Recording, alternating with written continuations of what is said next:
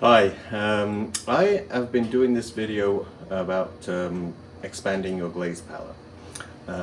And I started off doing a whole bunch of Tenmakus, and I had some very disappointing results from Randy's Red, Tomato Red, and Harris Tenmaku.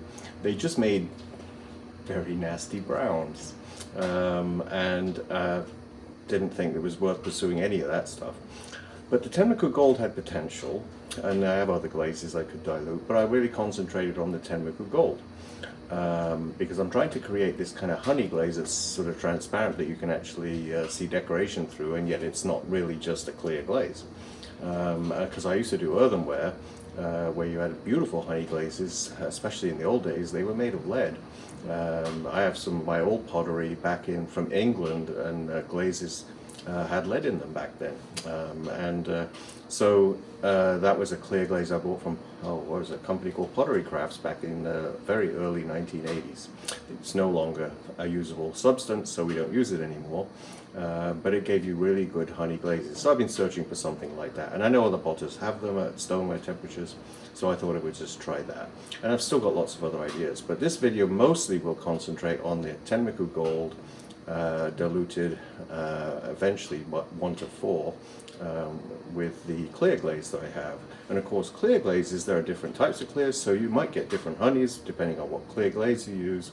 But I think I ended up with something that was working, but I still have to work on it even more. But this video is really for you to see all that kind of experiments. And the bottom line is, if you have 3 glazes in your studio, and you intermix them 1 to 2, 1 to 3, 1 to 4. So you could, with one A, B, and C, you could have A with C at 1 to 4, at 1 part A, 4 parts C. You have a new glaze. So you can expand your palette. If you just have pints of glaze, you could mix 2 pints together to get yourself a new glaze. And if you've got a little bit left in a glaze, mix it with 4 parts another glaze, you've got a new glaze. So you can expand your glaze palette, and that's what this is all about. So enjoy. And as far as food safety, because you're mixing glazes together that you don't know, haven't been tested, you would just have to do your lemon slice on the piece, kept for 24 hours, sitting on the piece. And if you see a etched shape of a lemon slice on your plate, you know that glaze isn't food safe. Okay, this is Tenmaku Gold over my tea bowls, which are the same as the teapots. And it actually covers up completely. Surprise, surprise. I thought it would actually leave a little bit more visible, but you can barely see the slip trailing through the Tenmaku Gold. And the Tenmaku Gold just goes these really deep licorice kind of color over the red clay. Over white clay, that might be totally different. So we'd have to try one over that white clay, I guess, eventually. So we have a bowl. That's what it looked like before the glaze was put on. And I'm going to mix a clear glaze. And I'm going to do 3 parts clear glaze and 1 part Tenmaku. And we'll see what that looks like. Okay, so the reasoning behind this is that when you've got all these glazes mixed up, rather than go out into your glaze shed, wherever you do it, to mix up grams of batches and stuff like that, it might be an easier way just to take 2 existing ready-made glazes, mix them together and see what happens with those. So that's what we've got here. So I'm going to dip it. This is 3 parts clear glaze and 1 part Tenmaku Gold. And I'm going to hold it for about 5 seconds there, and then I'm going to leave it in there for another 5 seconds, so we've got different thicknesses on the same piece, and then lift it out. So there should be a line. Now I've got this yogurt carton full, there's the line. I've got this yogurt carton full of glaze now, so I'm hoping that it works. If that glaze is too dark and nothing shows through, which I doubt it with 3 parts to 1 part, but if it is too dark, I could add another 3 parts of the clear glaze to that, and then I would have 6 to 1. Alright, and the other way of doing it, of course, is to add less Tenmaku Gold to that original batch, and we'd end up with a 6 to 1 there anyway. So there's lots of ways of doing it. I mean, there's just so much. It's a cheap way, time-wise, of testing glazes to actually see what happens. So I'm going to be satisfied now with just Temrico Gold and my clear. So what I'm doing, you've seen in the other video when I did the slips, I've got all these teapots. So I have the tea bowls, which I still have to glaze as well. So I'm basically just dipping the Randy's Red over the clay areas without any decoration. I'm even painting a little bit on the lids. I can show you that. I've got one more to do. And I'm going to, when that top part is dry, like the one on the left in the front, I'm going to glaze the bottom parts of these with the Randy's Red. And then we're just going to fire them with the clear glaze, with the honey glaze I've created, 1 to 4 with Tenrico Gold, and clear glaze I'm going to sponge the clear over the slipped area. Okay, I'm just going to glaze the inside of this with my oatmeal. So I basically dipped it in the oatmeal on the underside and painted some glaze on the inside. It went all the way up the wall because of the air hole there, but it just left a little bit unglazed, so I dabbed that with a brush. And then I'm going to put it down on my banding wheel. And this is the clear 1 to 4 with Tenrico Gold. And so I'm just brushing these on.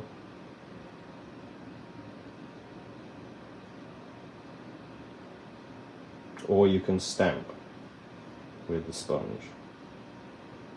But that will give me the clear to show the slip through. And then I got Randy's Red here.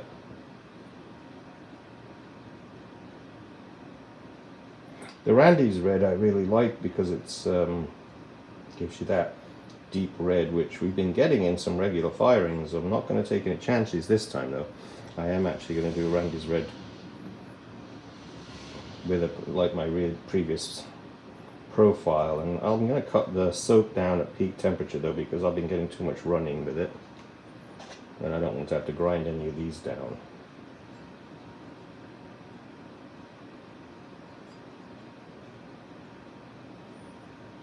And it takes 3 coats when you're brushing like this. If you dip, you get a nice big coat straight away, but doing it like this, you really should go for 3 coats. So glazing with small amounts of glaze to glaze an item, so you don't need to mix a huge amount of glaze up. There's literally about 1/2 a cup of glaze in there, and you can glaze pieces just by brushing or sponging. So I've got the oatmeal on the inside, and now I'm guessing, I'm hoping this will fit in here, and I've got my honey glaze in here. Oh, look at that, right to the top. What a guess.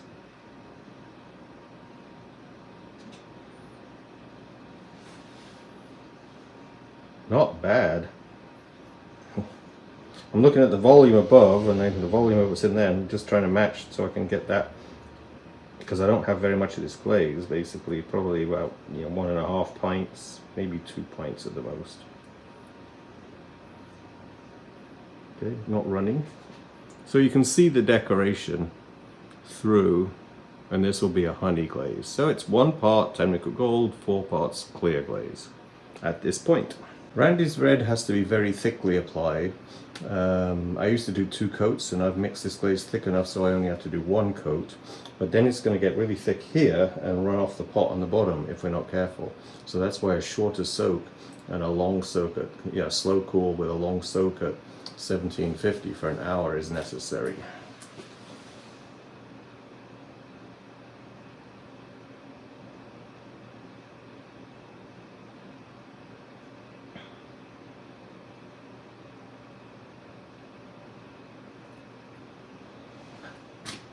Very thick, so I'm going to wipe the bottom part a little bit there to get the glaze off the foot area.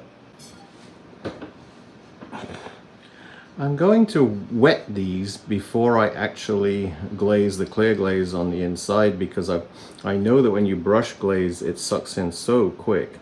So I'm going to just submerge this in water, bring it over here and start glazing it. It's freshly dipped in water, so let's see what we can do. See how fast it gets in, soaks in.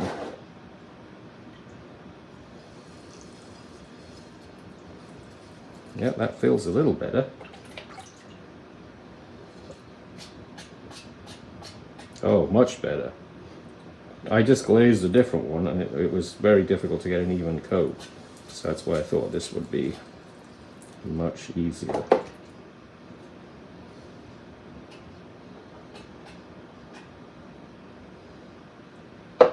I'll do the same to the next one. Same again.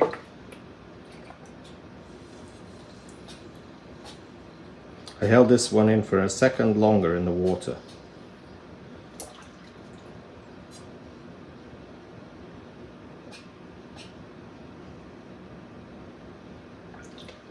Yeah, it was very easy to think, I know. The first one was the big bowl, and that one, the glaze was just sucking in and sucking in. It was just really difficult to get an even coat.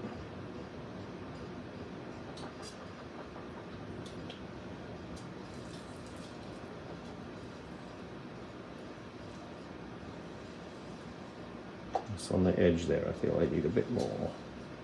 It's still sucking in, even, but so much less than the other one did. All right, we'll see how those go. I'm going to brush glaze on the back, but not do the bottom.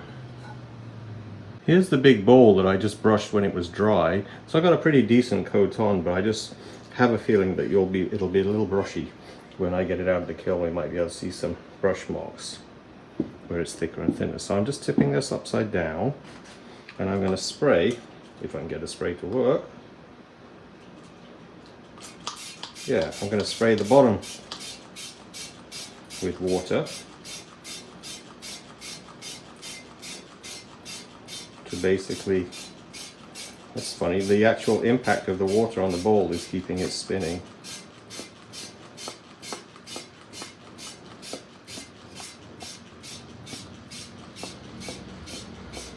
There you go. Try with Randy's red, let's see what happens.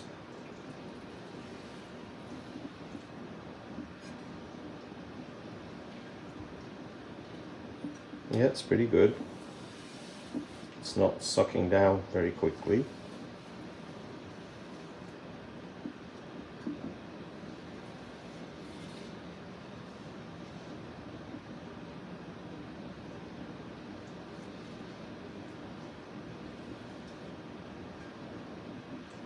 Randy's red needs to be on very thick.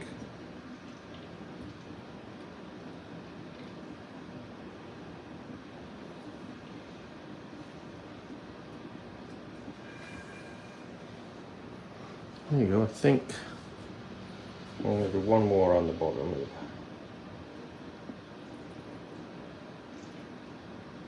You have to have it a little wet because we need it to flow, and yet we need it thick because Randy's red goes red when it's thick.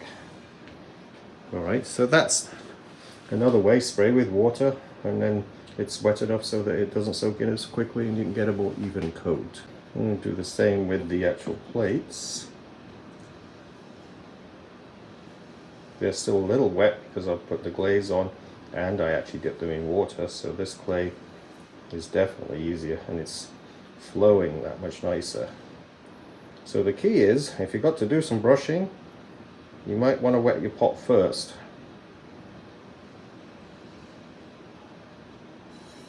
How red this will be, I'm not sure, of course. Since we're in the mode for experimenting, I may as well try a Randy's red over the honey glaze in the center and see what happens. I don't want it to drip though.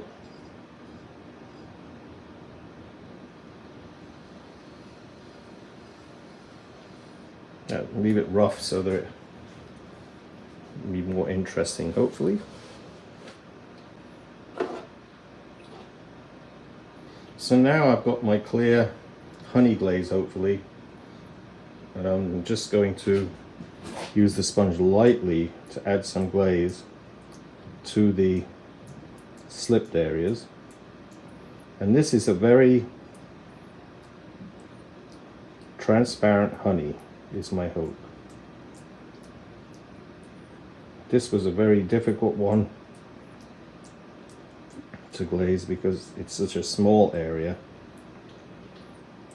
Just going to dab a little bit on there too, of decoration anyway, small area decoration. Now it could run if you press too hard. See, it was almost running down there, so I've got to be very gentle. The sponge is holding liquid right at the point of contact, so any pressure will just bring it down.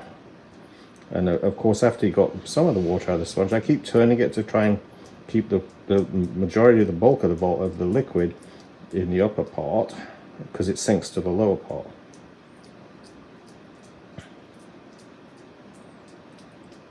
After you've got some of it out, it starts to be a little bit more that you can put some pressure on it. But when you get really confident, that's when you make the mistakes.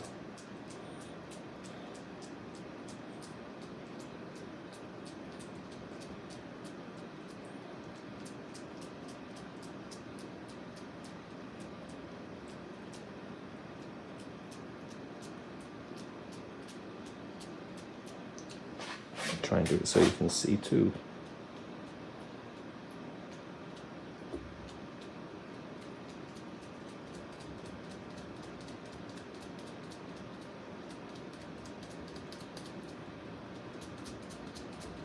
Where glazes overlap sometimes are the more interesting areas, so I'm not really worrying too much about staying accurate.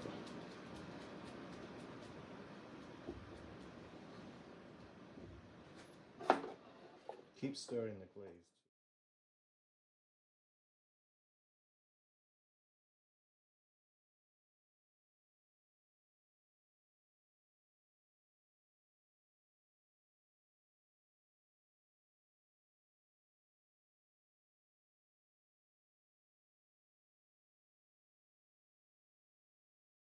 This is a kiln I've been waiting for, because I've been doing those experiments on mixing 2 glazes together to get a third. That way you've got 3 glazes in your studio, you might have 9.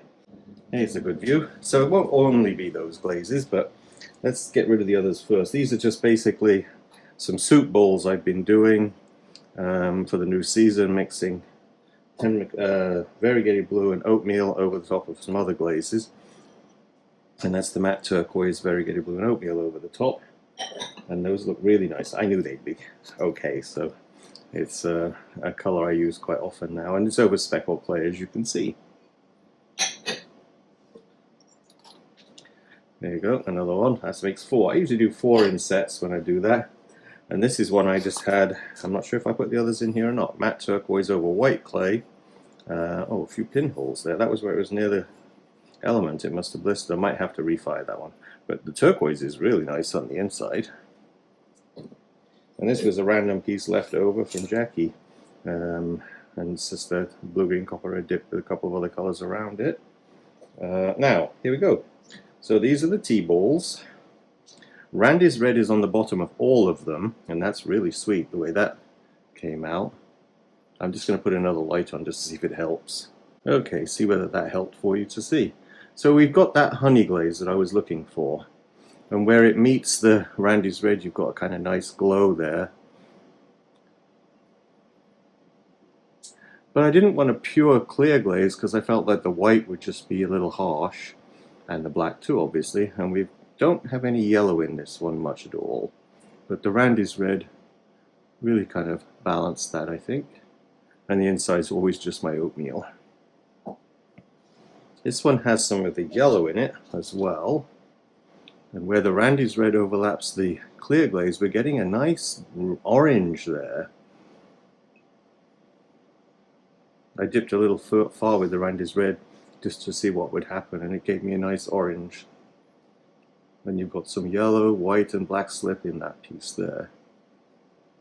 So you've got yellow, black, and white slip in this piece. This was just a play piece.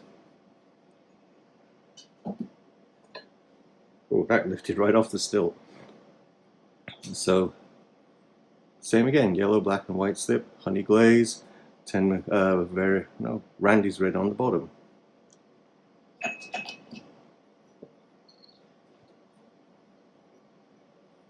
Honey glaze, Randy's red.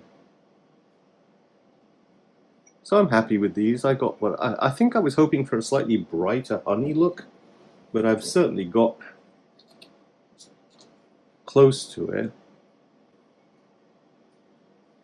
And I think if I put the white on these a little heavier, I will probably end up with more of a honey looking area.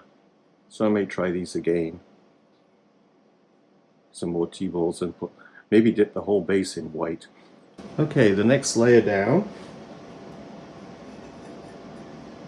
Now we're getting a definite honey feel.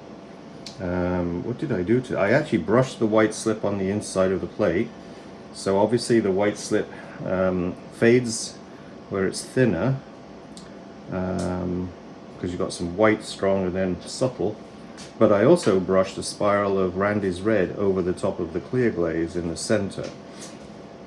So there we get a lot of, it looks like we're getting quite a lot of some speckles, like the Tenmuku Gold, which is only one part of the, with 4 parts clear glaze in this piece. So I'll hold it close, see if you can see those. But we're getting some speckles coming back, and that's by brushing the Randy's red over the top, I think, but I'm not sure. But the black also has some sort of speckles over the top, and there's no Randy's red in that piece. So it actually does have a few speckles. But that's just left over from the Tenmuku Gold. But that's nice, I like that piece. This one was much more, you know, traditional slip trailing. The other one was too, I guess. But there we don't have the Randy's red over the center. So that's just the white slip, and it shows you how it fades. So if we're going to do this, we need to make the white slip a lot thicker to get a real honey even. But I kind of like the spirally effect anyway. But if I need a honey glaze, this is pretty good.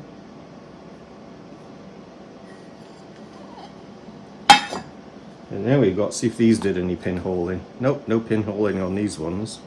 So that's the blue, green, copper, red, matte turquoise. Same again on that one. And same again on this one. There must have been a run coming down there. When you dip things, you always get that little run. You try not to, but it's really easy to get it. Okay, the next layer down. Did I glaze this? I think I glazed this thicker because I gave it 2 coats. And we've got a lot of those speckles building up in the glaze as well, which it's very even. So I feel like that worked pretty nice as well, although it's definitely not a clear totally anymore. So we do have speckles. Maybe if I thin that one more coat with the clear glaze, it might be a little clearer, but we're getting speckles, and that's from the Tenmuku Gold, even though it's really thin now. But I like that. I feel like that worked because it's very even. The outside is Randy's red with some chattering.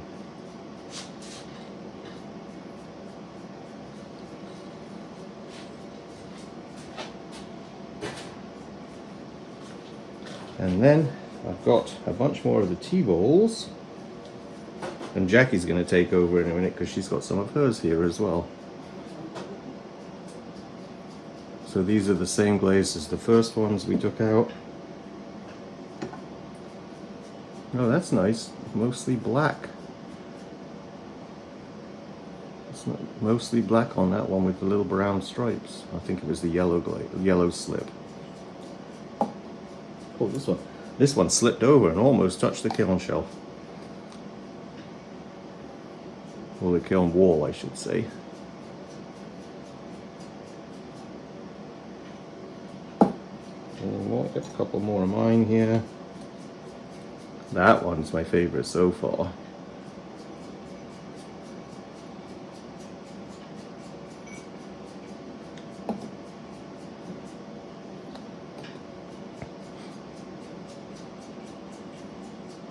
Yep, so this worked.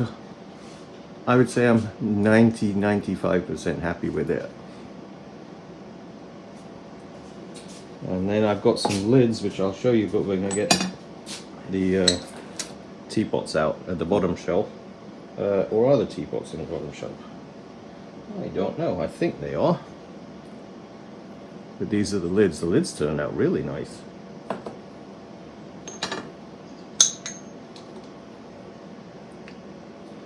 Yep, no, and you've got that red just glowing in the center there. That turned out very nice.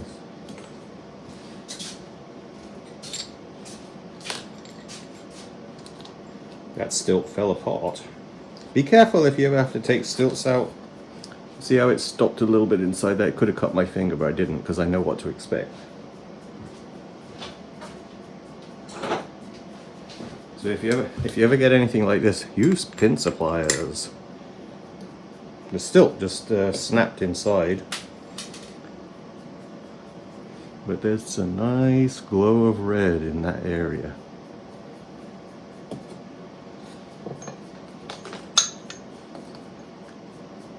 My stilts last me dozens of firings if I'm taking care of them by straightening the pins each firing.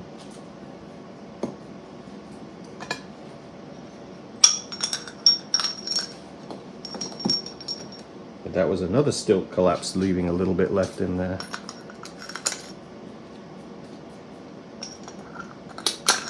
And plus, if you do this, you've got to grind it to get rid of that little sharp point that's deep inside there. I'll have to grind that with a little drill grinder.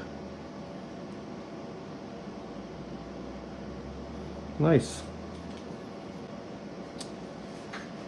Okay, so this was another set of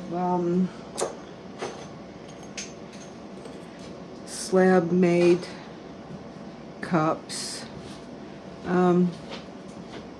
These ones were these on the B-mix clay? 516. Sorry, yeah, it's the stoneware 516. And I'm getting a really different range of colors on here, the purple, and this imagery is kind of like a beach walk imagery.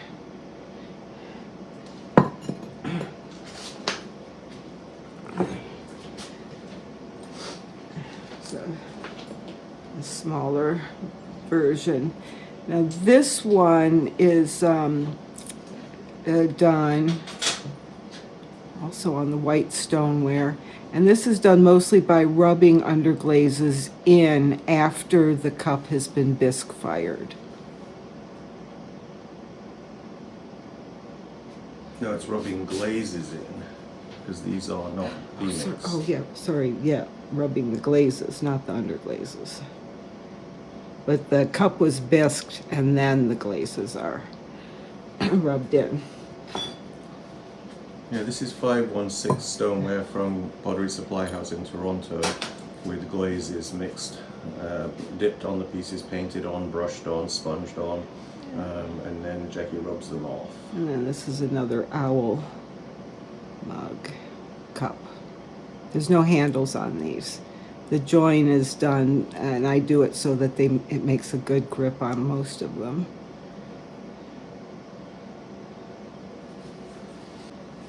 Okay, last level down, leaving the best to last. Being careful because I think they look, oh my God. When we were in school, when I was 17, 18 years old, we used to say, boy, those are beep hot. So if Glyn Burton sees this, he'll know what I mean.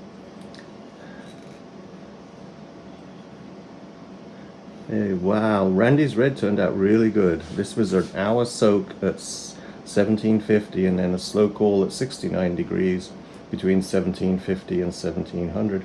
And this is the best Randy's red firing ever. So look at that. And the honey glaze in between just kind of sets it off. And let's see which lid fits. I'm guessing. I think that makes sense. It's a nice teapot.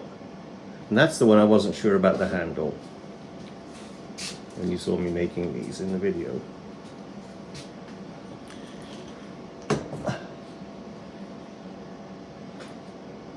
There's the stilt holding them up.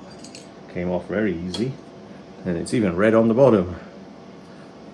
But look at that. Oh, the Randy's melted down into my decoration a little bit, but that kind of makes it look nice anyway. Always a little browner near the elements, but still, that's very red. considering that was closer to the elements. Which one goes on here? I think it's this one. Yep.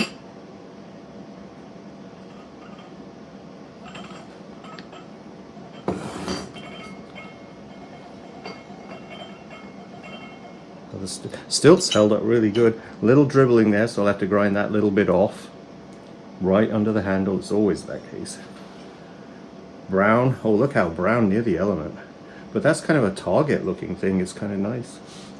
Looks like a burn mark from a flame in a gas kiln. But there's the other side. About as red as you can get.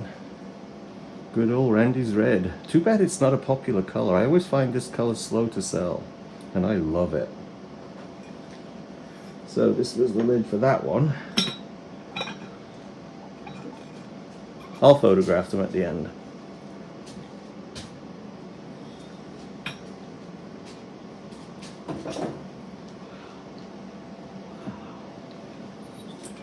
Okay, this one had more slip trailing on. Overpoweringly slip trailed, but with the Randy's red I think it still works. And what's the lid for this one? Oh, I think I may have mixed the lid up from something else. I've got dots on this one. It'll work. Beautiful.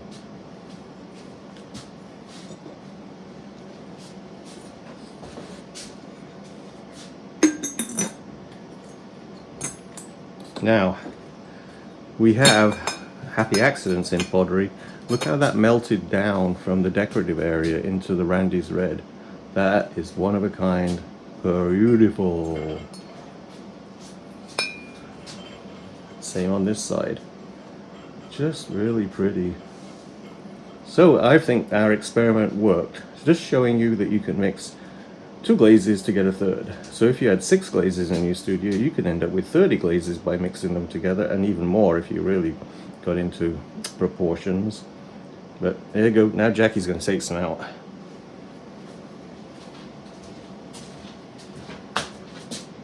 Okay, so down here.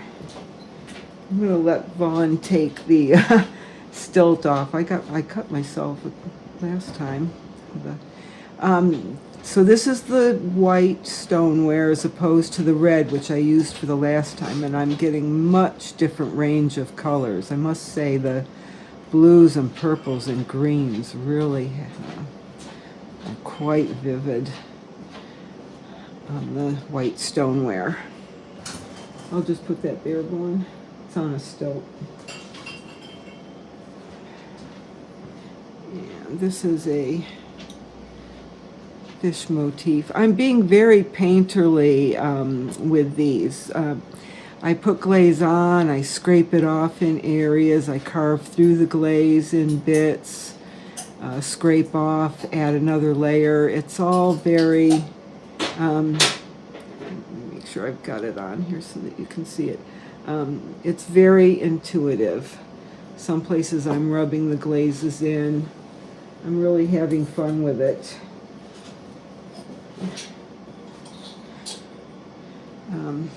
By doing that, the textures that I'm putting in, and this is why I'm working on slab built mugs, because I can really go deep with my stamping and carving. They become almost sculptural. They feel really nice. Check that out. Oops. And here's another one. Sometimes I'm playing with the idea that the colors sort of change theme as you go around. Here, if you can see the eye, there's a stamp. There's 2 layers of glaze, and I'm still drawing with a sharp tool into the glaze to get even more detail into the eye area. So there's really a lot of process going on even when I'm glazing.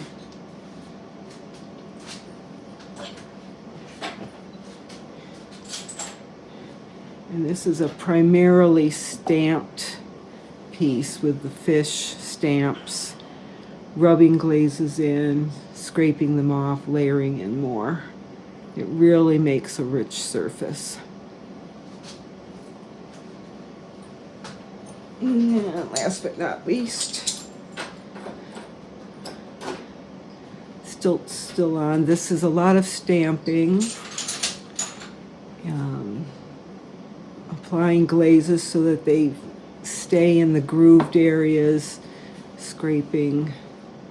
There's a full range of our color palette, a full range of the color palette in these pieces. I've been going through all of these pieces for the actual glaze test to find that honey glaze.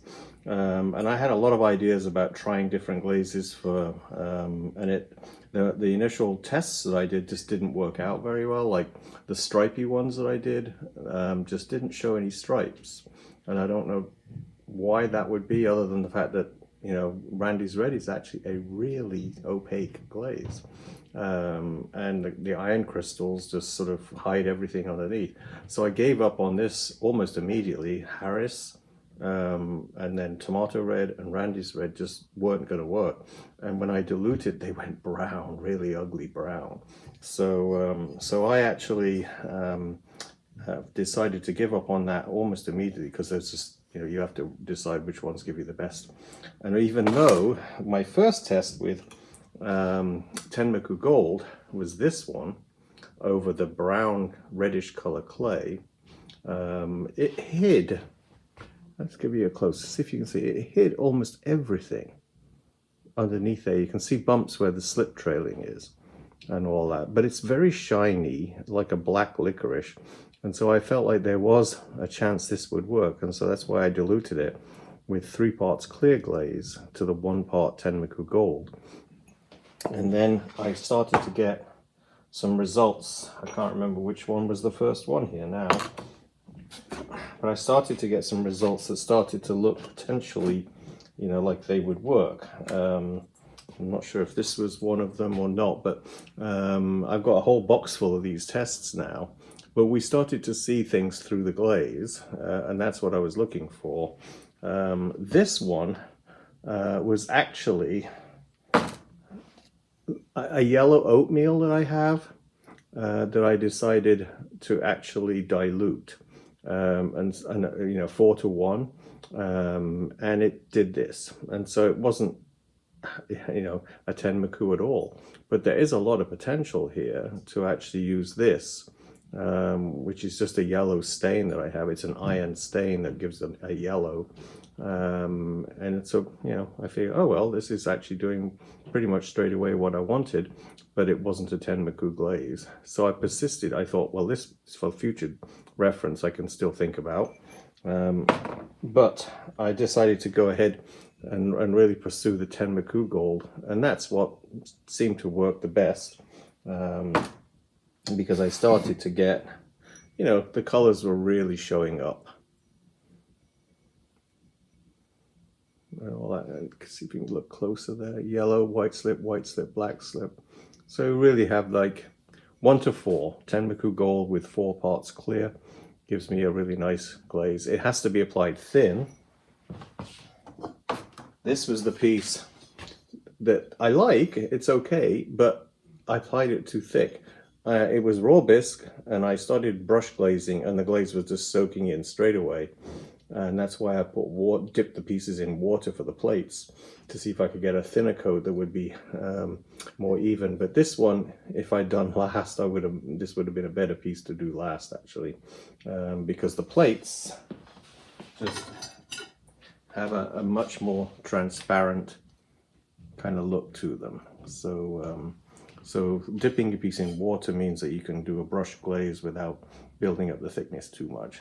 So, but anyway, it was worth experimenting with these, because this is a very nice piece.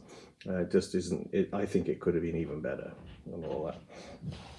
And as just a plaything, I diluted my green with 3 parts clear my apple green, and that's what I got with that. So any glaze can be diluted with the clear glaze to give you a transparent glaze with a little bit of color in it. So there's huge potential for whatever glazes you have in your cupboard. You can mix two together, but if you have a clear glaze, you can mix some of that with all the other, whatever glaze that you're going to be using with it, and just go 1 to 3 or 1 to 4 and see what you get. So it's a way of expanding your glaze palette without having to go out and buy new glazes, and especially if you've got lots of glazes that you tried but just didn't work out, so you have a cupboard of stuff you don't use. So you might want to try mixing them together. And as far as food safety, because you're mixing glazes together that you don't know, haven't been tested, you would just have to do your lemon slice on the piece, kept for 24 hours, sitting on the piece. And if you see a etched shape of a lemon slice on your plate, you know that glaze isn't food safe. All right, so that's the basic test that potters use and all that. All right, so hope this video has been a bit helpful.